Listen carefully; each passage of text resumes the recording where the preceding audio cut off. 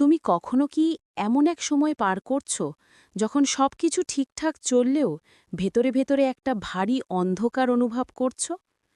যখন হাসছো কিন্তু সেই হাসির পেছনে আছে এক রাশ ক্লান্তি, যখন মনে হয় কেউ বোঝে না, কেউ শোনে না, সবকিছুই অর্থহীন। এইটিই হল হতাশা, এক অদৃশ্য শত্রু যে ধীরে ধীরে তোমার আত্মবিশ্বাস, স্বপ্ন, এমনকি জীবনের রংটাও চুরি করে নেয়।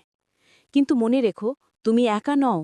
এই পৃথিবীতে প্রায় সবাই কোনো না কোনো সময়ে এই অন্ধকারের মুখোমুখি হয়। আর অন্ধকার যতই গভীর হোক না কেন, সূর্য তো আবারও ওঠে।